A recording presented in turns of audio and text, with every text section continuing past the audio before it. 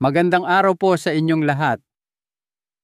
Ako po si Dr. Miguel Santos, ang inyong lingkod, isang doktor na nag-aalaga sa ating mga nakatatanda.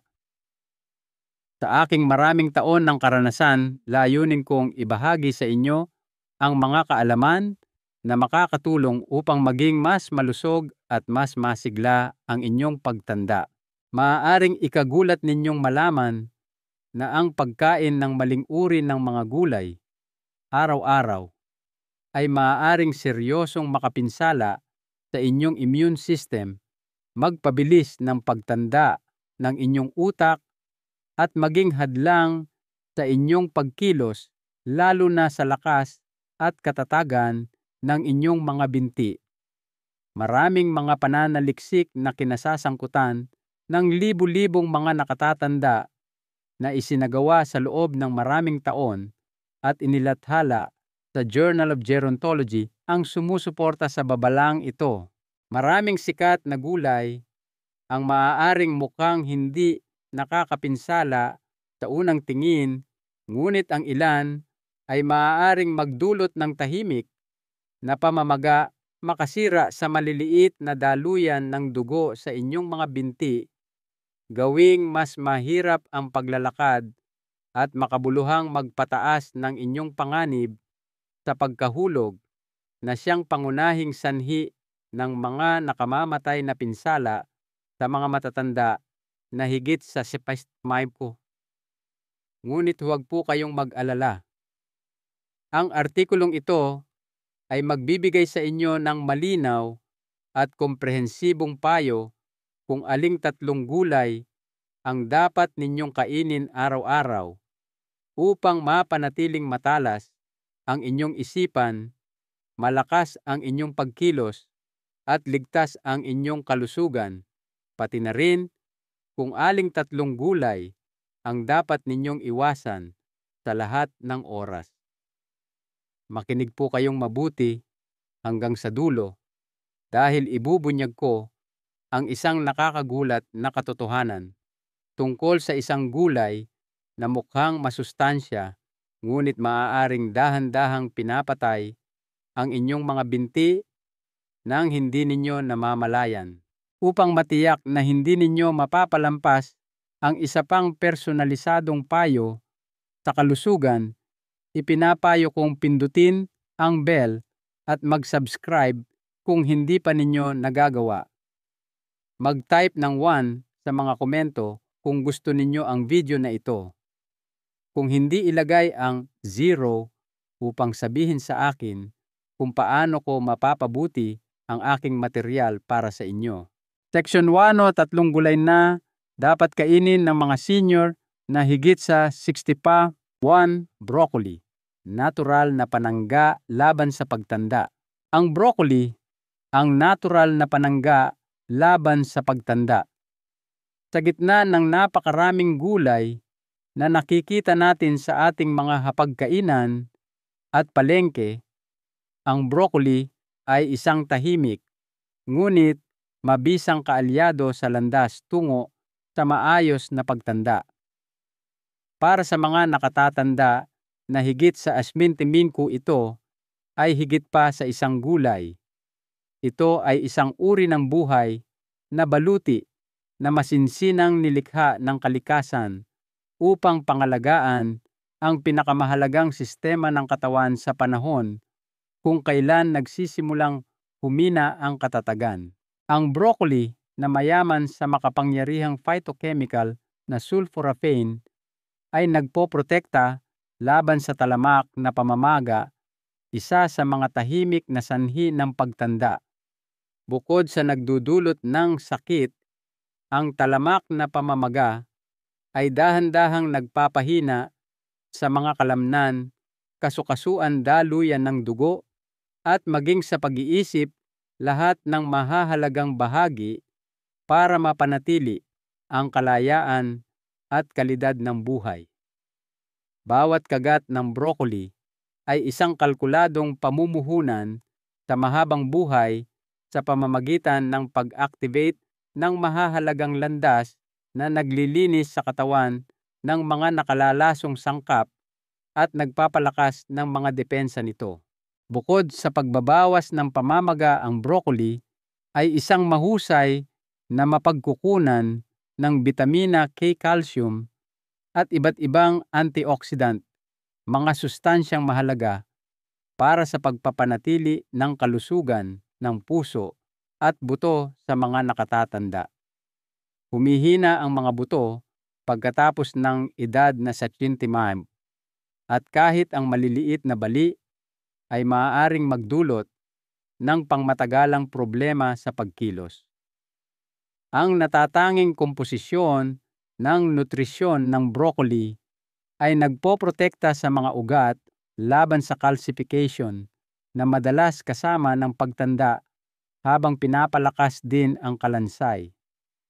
Tila ang eksaktong plano para sa pagpapanatili ng sigla ay nasa loob ng bawat masilan na berdeng floret. Ang pinakamalakas na argumento marahil ay ang benepisyo ng broccoli sa ating literal na pundasyon, ang mga binti at paa. Ipinakita sa mga pag-aaral na pinapabuti ng sulforaphane ang sirkulasyon sa mga dulo ng katawan na nagpapanatili sa mga binti at paa na masustansya at tumutugon. Ang malusog na sirkulasyon ay nagre-resulta sa mas malakas at matatag na mga hakbang, mas kaunting problema sa balanse at mas mababang panganib ng mga komplikasyon sa diabetes. Ang pagkain ng broccoli ay sa isang tunay na paraan tulad ng paggawa ng pang-araw-araw na desisyon na humakbang pasulong ng may kaunting kumpiyansa at lakas. Gayunpaman, mahalaga ang paraan ng paghahanda. Ang bahagyang pag-steam nito sa loob ng ilang minuto ay nagpapanatili sa makapangyarihang konsentrasyon ng sulforaphane ng broccoli at nagpapabuti sa panunaw nito. Ang sobrang pagpapakulo nito hanggang sa lumata ay halos nag-aalis sa mga kamangha-manghang katangian ng gulay na ito. Kapag hinayaan ninyong maging makulay, bahagyang matigas at puno ng buhay ang inyong broccoli, para na rin kayong kumakain ng buhay mismo. Para sa mga senior na nais mabuhay ng mas mahaba at mas kasiyasiya, ang isang simpleng tasa ng steamed broccoli ay higit pa sa pagkain. Ito ay isang makapangyarihang pagpapahayag ng paggalang sa sarili at pag-asa para sa hinaharap. Ngunit habang pinapalakas ng broccoli ang inyong panloob na baluti, may isa pang simpleng berdeng dahon na dahan-dahang nagpapalusog sa inyong puso, utak, at marahil pinakamahalaga, ang mga kalamnan na nagpapagana sa inyong pang-araw-araw na gawain. Maaari kayang ang isang dakok ng matingkad na berdeng ito ang sikreto sa pag-iingat ng inyong pinakamahalagang kakayahan habang kayo ay tumatanda. Alamin natin sa susunod. Pakisabi sa akin sa unang komento sa ibaba kung nanonood pa rin kayo at nakikita ninyong kapaki-pakinabang ang mga pananaw na ito. Ngayon, talakayin natin ang ikalawang punto. 2. Spinach, pampalinaw ng isip at pampalakas ng sirkulasyon. Ang spinach, ang lihim na pinagmumulan ng kalinawan ng isip at sigla. Sa proseso ng maayos na pagtanda, ilang pagkain ang dahan-dahang nagiging kailangan-kailangan na kaalyado at isa na rito ang spinach. Sa katunayan, ang spinach ay isa sa pinakamakapangyarihang restorative na halaman na maaaring isama ng mga senior na higit sa 65 sa kanilang pang-araw-araw na hapag. Minsan itong ipinagwawalang bahala o itinuturing na isang simpleng berdeng salad. Ang hamak na madahong gulay na ito ay sagana sa natural nitrates na lubos na nagpapabuti sa daloy ng dugo sa buong katawan, lalo na sa mga kalamnan at utak. Ang epektong ito ay may malalim na pagbabago para sa mga nakatatanda. Ang sirkulasyon ay may tendensyang humina sa pagtanda na nagkakait sa mga kalamnan ng oxygen at sustansya na maaaring humantong sa pagkapagod, mabagal na reflexes, at maging sa pagkalito ng isip. Gayunpaman, direktang nilalabanan ng spinach ang prosesong ito sa pamamagitan ng natural na pagpapalaki ng mga daluyan ng dugo at pagpapabuti ng vascular flexibility. Kapag napabuti ang daloy ng dugo ang mga kalamnan, lalo na sa mga binti at paa, ay nananatiling malakas at tumutugon na nagbibigay sa mga nakatatanda ng napakahalagang regalo ng kalayaan at pagkilos. Bukod sa mga benepisyo nito sa sirkulasyon, ang spinach ay isang kamangha-manghang mapagkukunan ng lutein at folate na sumusuporta sa memorya, bilis ng pagproseso ng impormasyon at kalinawan ng isip. Ayon sa mga pag-aaral, ang mga senior na kumakain ng mas maraming lutein ay may kapansin-pansing mas mahusay na pag-andar ng pag-iisip kaysa sa mga hindi. Ang pahayag na ang pagkain ng isang maliit na dakok ng spinach araw-araw ay makakatulong na protektahan ang karangalan ng isang malusog na katawan at isang matalas na isipan laban sa mga puwersa ng panahon ay hindi isang eksaherasyon. Mas kamangha-mangha pa ang banayad na proteksyon ng spinach sa paningin, isa sa mga pandama na pinakamadaling maapektuhan ng pagtanda. Ang lutein at zeaxanthin na nasa spinach ay direktang sumusuporta sa makula ng mga mata at nagpapababa ng panganib ng age-related macular degeneration, ang pangunahing sanhi ng pagkawala ng paningin sa mga nakatatanda. Pinapanatili ng spinach ang kalayaan, ang kakayahang magbasa, magmaneho, makilala ang mga mahal sa buhay, at mag-navigate sa mundo ng ligtas sa pamamagitan ng pag-iingat sa paningin. Gaya ng dati, mahalaga ang paghahanda. Ang bahagyang paggisa o paghalo sa smoothies ay nagpapanatili sa mahahalagang sustansya ng spinach na nagpapadali rin sa panunaw para sa mga nakatatanda. Marami sa kung ano ang gumagawa sa ordinaryong dahon na ito na napakahusay ay nawawala kapag ito ay sobrang naluto. Mula sa sigla sa inyong paghakbang hanggang sa kalinawan sa inyong mga iniisip, hanggang sa kislap sa inyong mga mata, ang spinach ay isang tagapagtanggol ng enerhiya sa lahat ng paraan. Ang isang katamtamang pang-araw-araw na bahagi ay maaaring magkaroon ng malaking epekto sa pag-iingat sa maraming aspeto ng buhay na madalas na napapabayaan. Ngunit habang pinapalakas ng spinach ang katawan at isipan, may isa pang makulay na gulay na madalas matagpuan sa mga kusina na may lihim na sandata laban sa pagtanda na nakakaapekto hindi lamang sa lakas at paningin, kundi pati na rin sa balanse at koordinasyon na nagbibigay daan sa inyo na tumayo ng tuwid araw-araw. Ang makulay na ugat na ito ba ang natural na depensa na kulang sa inyo? Ngayon, alamin natin. 3. Carrots, tagapangalaga ng balanse, paningin at neuromuscular. 3 carrots ang mga hindi kilalang tagapag-alaga ng balanse at paningin sa buhay. Habang tayo ay sumusulong sa mga huling yugto ng buhay, ilan sa pinakamakapangyarihang kaalyado na maaari nating makaharap ay hindi ang pinakamagarbo o kakaiba, kundi ang pinakasimpleng likas na yaman tulad ng hamak na karot.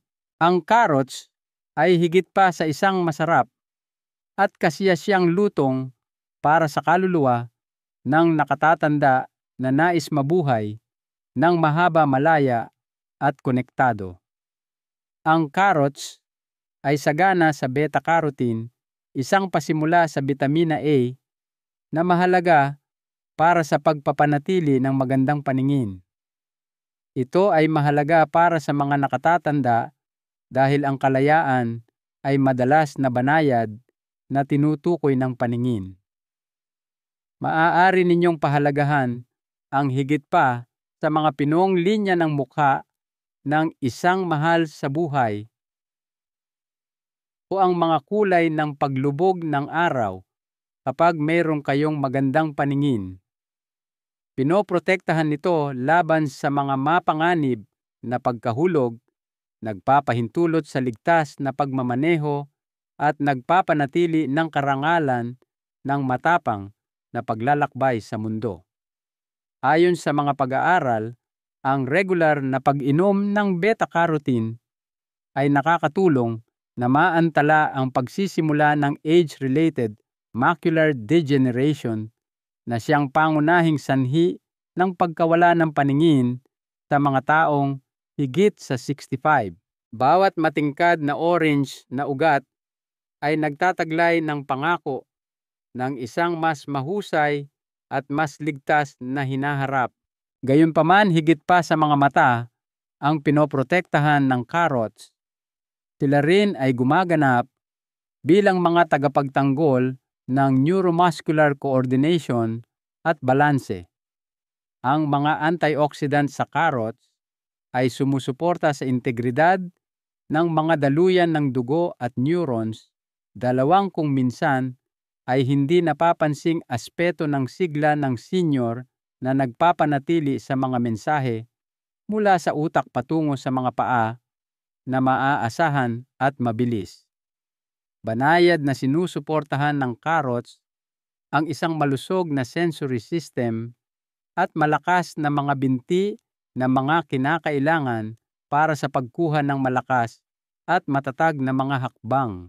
Nagbibigay ang carrots ng malaking suporta para sa kalusugan ng metabolismo bilang karagdagan sa paningin at balanse. Ang mataas na nilalaman ng hibla nito ay tumutulong sa panunaw, nagpapababa ng kolesterol at nagpapatatag ng mga antas ng asukal sa dugo, tatlong pangunahing haligi ng kalusugan na madalas na humihina sa pagtanda. Ang pagpapanatili ng magandang antas ng asukal sa dugo ay higit pa sa pag-iwas sa diabetes. Ito ay tungkol sa pagprotekta sa daloy ng dugo sa mga paa at kamay, pag-andar ng nerve, at ang kakayahang maglakad, sumayaw, at mabuhay ng lubusan. Ang carrots ay pinakamahusay na kainin ng sariwa o bahagyang steamed upang makuha ang kanilang maximum na benepisyo sa kalusugan. Ang pagkain ng isa o dalawang carrots sa isang araw kung gadgad sa isang salad, hiniwa bilang merienda o hinalo sa isang smoothie ay maaaring mukhang isang maliit na kilos, ngunit sa paglipas ng panahon, lumilikha ito ng isang makabuluhang layer ng proteksyon sa paligid ng mga pandama, puso at mga paa na nagtutulak sa inyo pasulong. Ito ay dahil ang mga sariwang carrots ay natural na matamis. Section 2.3 Gulay na. Dapat iwasan ng mga senior, ngunit hindi lahat ng gulay ay kasing kapaki-pakinabang ng carrots sa kabila ng kanilang pangako at proteksyon. Sa katunayan, ilang mga gulay na mukhang hindi nakakapinsala ay maaaring dahan-dahang magpahina sa mismong mga binti na sumusuporta sa inyong kalayaan, magbawas ng inyong lakas, at makaapekto pa sa inyong sirkulasyon. Aling mga nakatagong panganib ang nasa inyong kusina? Buklatin natin ang pahina at alamin kung ano talaga ang nangyayari. 1. Talong. Nakatagong panganib sa pagkilos at mga kasukasuan. Ang talong ang nakatagong panganib sa ginhawa at pagkilos. Habang tayo ay tumatanda, kailangan nating gumawa ng mas maalalahanin at maingat na mga desisyon dahil kahit na ang pinakamaliit na pagkakamali ay maaaring magkaroon ng malaking epekto sa ating kalayaan, kalusugan at kalidad ng buhay. Ang talong ay namumukod-tangi sa mga pagkain na dapat pag-ingatan ng mga senior. Hindi dahil ito ay hayagang masama, kundi dahil sa banayad na pinsala na maaari nitong idulot sa mga panloob na organo ng katawan, lalo na sa mga kasukasuan at mga binti na sumusuporta sa ating kalayaan. Sa panlabas, ang talong ay mukhang isang hindi nakakapinsalang gulay na mayaman sa kulay, mababa sa calories at mataas sa hibla. Gayunpaman, sa ilalim ng makintab na balat nito ay nakatago ang solanine, isang natural na kemikal na panlaban na maaaring maging masyadong malupit sa tumatandang katawan. Ipinakita na ang solanine ay nagdudulot ng pamamaga sa mga sensitibong tao, lalo na sa mga kalamnan, kasukasuan at connective tissues. Ang lihim na sangkap na ito ay maaaring banayad na magpalala ng sakit paninigas at isang nakakatakot na pagkawala ng pagkilos sa mga senior na madaling kapitan ng arthritis, pagkasensitibo ng nerve o paninigas ng kalamnan. Ang pinsala ay hindi limitado sa kakulangan sa ginhawa.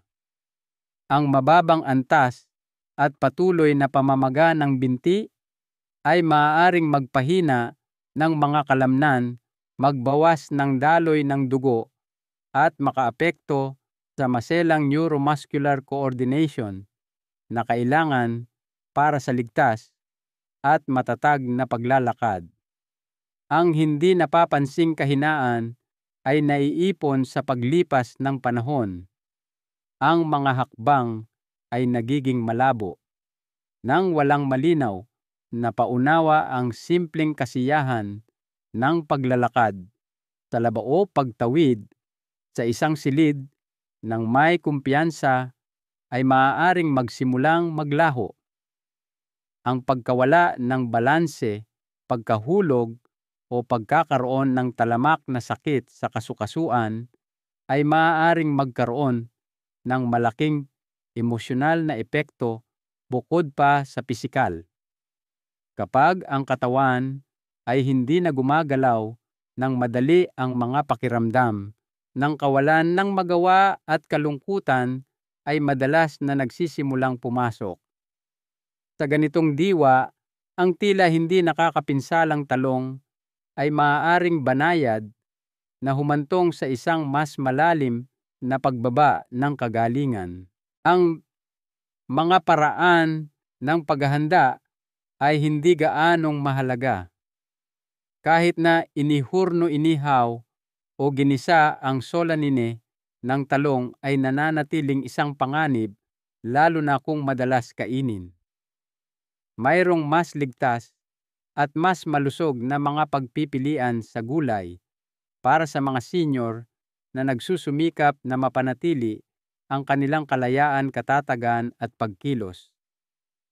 Bagaman hindi lahat ay magkakaroon ng mga sintomas kaagad pagkatapos kumain ng talong, ang panganib ay masyadong malaki upang balewalain para sa mga taong higit sa santimat na ang mga katawan ay likas na hindi gaanong matatag. Ang pagprotekta sa inyong mga kasukasuan at kalamnan mula sa mga tahimik na maninira tulad nito ay ang unang hakbang sa pagpapanatili ng inyong kakayahang maglakad, sumayaw, at tumayo ng tuwid. Ngunit ang talong ay simula pa lamang. May iba pang mga gulay, gaano man kasikat at makulay, na naglalaman ng mga sangkap na banayad na nanggagalit, nakakagambala, at nagpapahina sa inyong katawan, na naglalagay sa panganib hindi lamang sa inyong pisikal na sigla, kundi pati na rin sa inyong kalinawan ng isip. Posible kayang ang isa sa mga pinakakaraniwang gulay sa mga tahanan ay talagang nagpapabilis ng proseso ng pagtanda mula sa loob? Alamin natin sa susunod. Pakisabi sa akin sa unang komento sa ibaba kung nanonood pa rin kayo at nakikita ninyong kapakipakinabang ang mga pananaw na ito. Ngayon talakayin natin ang ikalawang punto. Berdeng bell peppers, pinagmumulan ng tahimik na pamamaga. Pangalawa, ang hindi nakikitang pinagmumulan ng tahimik na pamamaga ay ang berdeng bell peppers.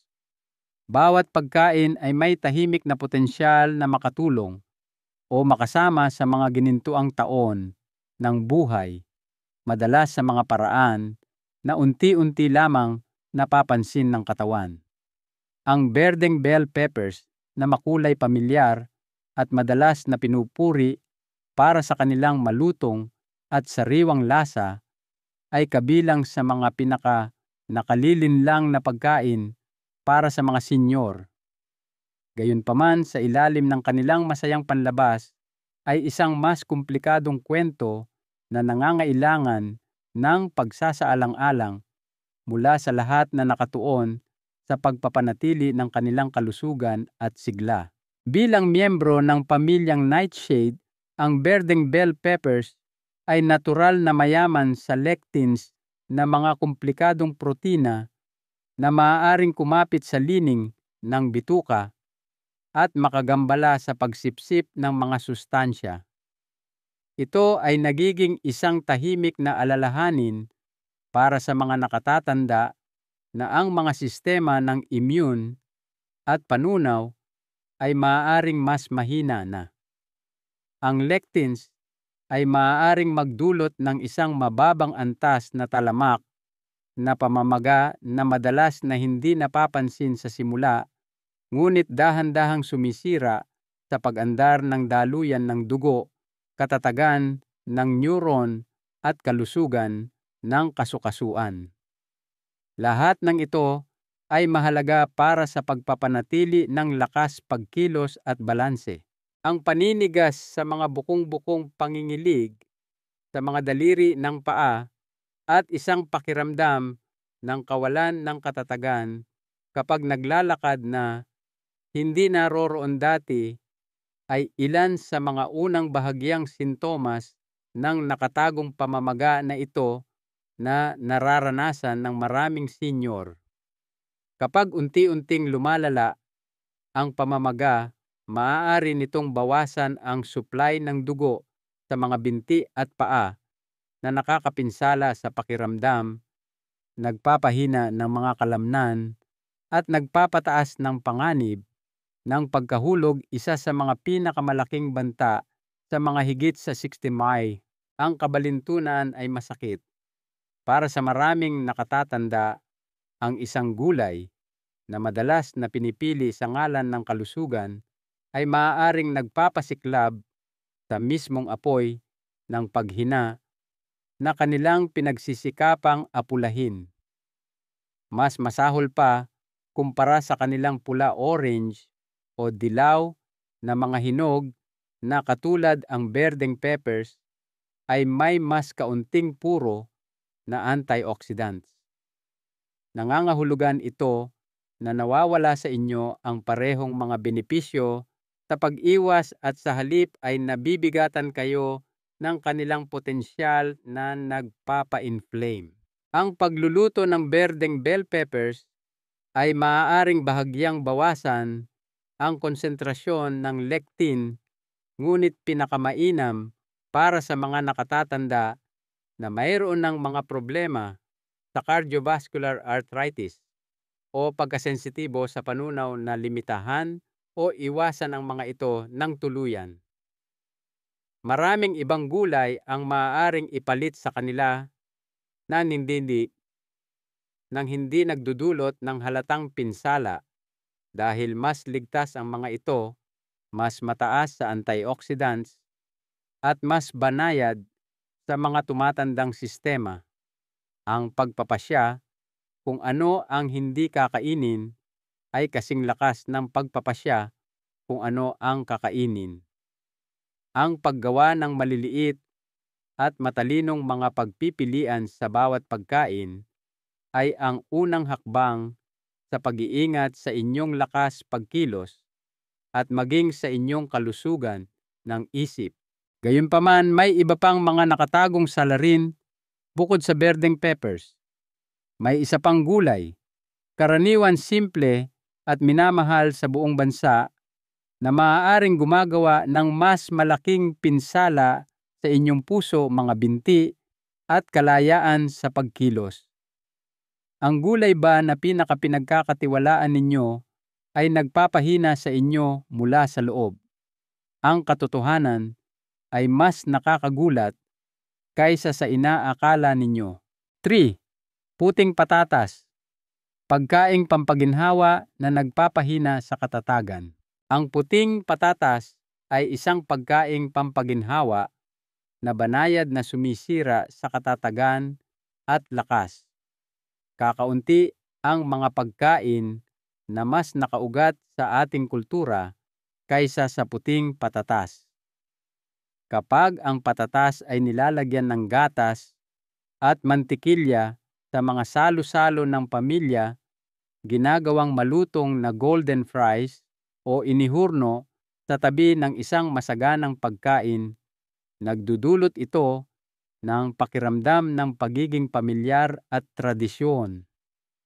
Gayunpaman, ang kilalang-kilalang pangunahing pagkain na ito ay maaaring banayad na magpahina sa mismong katatagan at lakas na napakahalaga para sa matagumpay na pagtanda sa mga senior na higit sa 65.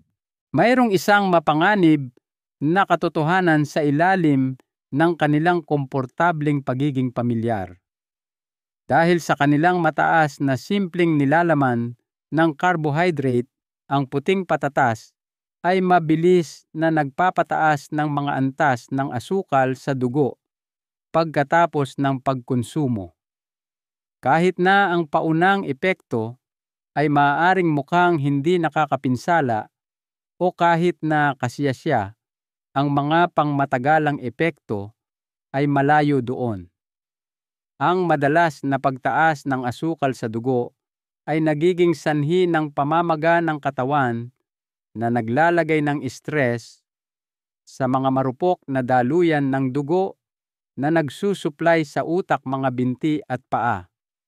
Ang mga senior ay maaaring makaranas ng mas matagal na paggaling, pagkawala ng pakiramdam at isang unti-unting paghina na nakakapinsala sa pagkilos ng hindi napapansin dahil ang kanilang mga sistema ng sirkulasyon ay mas madaling maapektuhan na. Gayunpaman, ang asukal sa dugo ay hindi ang tanging panganib na salik. Ang puting patatas at iba pang mga pagkaing may mataas na glycemic ay nauugnay sa arteriosclerosis, isang progresibong pagtigas ng mga ugat. Ang daloy ng dugo sa ibabang bahagi ng katawan ay humihina kapag ang mga ugat ay hindi na gaanong nababaluktot, na nagreresulta sa malamig na mga paa, pulikat, pamamanhid at kawalan ng katatagan. Kahit na ang bahagyang sakit ay maaaring mabilis na maging malaking panganib, mas mataas na panganib ng pagkahulog, mas mabagal na rate ng paggaling ng pinsala at pagkawala ng autonomiya na may malalim na epekto sa pisikal at mental na kagalingan. Kahit na ang nakakaginhawang kaugalian ng pagbe-bake o pagmamash ng patatas ay may mga hindi nababanggit na panganib. Ang sobrang mantikilya, gatas at asin na ginagamit sa maraming pagkain na may patatas ay nagpapalala sa kanilang makabuluhang negatibong epekto sa kalusugan ng puso. Ang isang plato ng patatas ay may kapangyarihang banayad na magpahina sa mga epekto ng gamot at mabuting gawi para sa mga senior na namamahala sa mataas na presyon ng dugo, diabetes o sakit sa puso. Kung ikukumpara sa ibang mga ugat na gulay, ang puting patatas ay kulang din sa mga sustansyang nagpoprotekta. Nagbibigay ito ng kaunting proteksyon laban sa oxidative stress na nagpapabilis ng pagtanda sa antas ng cellular. Sa kabaligtaran ng matingkad na kulay ng kamote o carrots na puno ng antioxidants, ang mga senior na pumipili sa puting patatas ay nawawalan ng mahalagang pagkakataon na protektahan at alagaan ang kanilang mga katawan mula sa loob. Ang pag-iwas sa puting patatas ay hindi nangangahulugan na kailangan ninyong isuko ang init o ginhawa.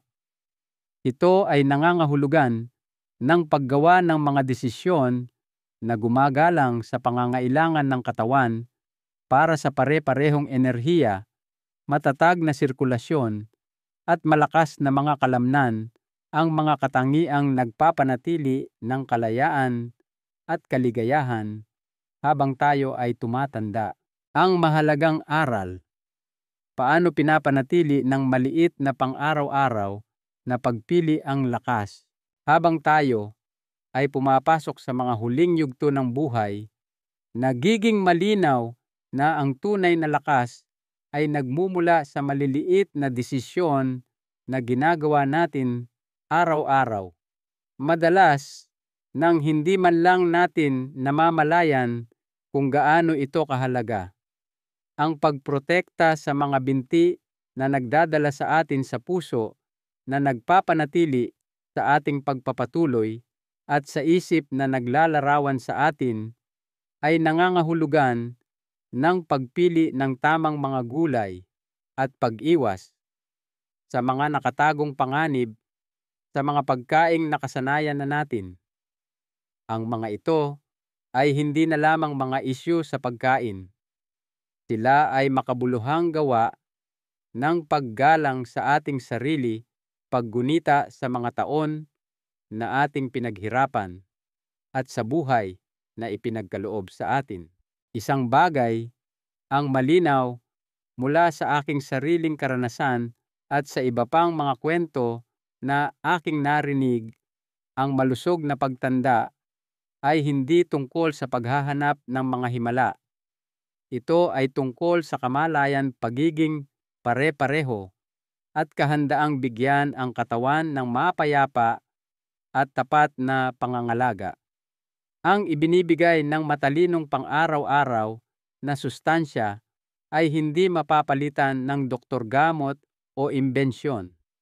Ang pagkain ng isang dakok ng broccoli, pagpapalit ng spinach sa isang mas peligrosong gulay, at pag-iwas sa puting patatas pabor sa mas makukulay na pagpipilian ay maaaring mukhang maliliit na bagay. Gayunpaman, ang mga maliliit na detalyeng ito ay may malaking epekto sa buhay ng isang senior na nag-iingat sa kanilang kalayaan, na malayang kumilos, mag-isip ng maayos at mamuhay ng mag-isa. Pinoprotektahan nila ang mga masasayang sandali kasama ang mga mahal sa buhay, mga pakikipagsapalaran kasama ang mga kaibigan at mga pangarap na natupad ng may mabuting kalusugan. Ito ay isang simple ngunit makabuluhang aral. Bawat pagkain ay isang pamumuhunan sa hinaharap. Bawat subo ay isang boto para sa paghihirap o lakas. Pagnilayan, magkomento at mamuhay ng ganap Bagamat hindi natin makokontrol ang lahat ng puwersang kaakibat ng pagtanda, maaari nating suportahan ang ating sarili, igalang ang ating sarili, at bigyan ang ating sarili ng pinakamagandang pagkakataon na mamuhay ng lubusan sa bawat araw na darating. Ang mamuhay ng mas malakas, mas malaya, at mas masaya habang tayo ay tumatanda ay hindi mahirap. Ito ay nakabatay sa pagmamahal para sa buhay na mayroon pa tayong kakayahang impluwensyahan paggalang sa katawan at pagsasaalang-alang sa isip. Ang layunin ng mga araling ito ay hikayatin kayong mamuhay ng lubusan at tunay. Ngayon, ako naman po ang gustong makarinig mula sa inyo. Sandaling mag-isip at pagkatapos ay ibahagi sa mga komento sa ibaba ang isang bagay na inyong natutunan na nais ninyong isabuhay. Sa landas na ito ng pagtanggap sa mga katotohanang ito, magtulungan po tayo. Kung nagustuhan ninyo ang video na ito, mangyaring mag-iwan ng komento ng salitang mahusay. Ang inyong mga opinyon ay napakahalaga sa amin. Para sa mas marami pang video na tulad nito, huwag kalimutang mag-subscribe sa ating channel, i-like at ibahagi ang ating mga video sa inyong mga kaibigan at pamilya. Salamat po sa panonood at naway masiyahan kayo sa pamumuhay ayon sa inyong nais.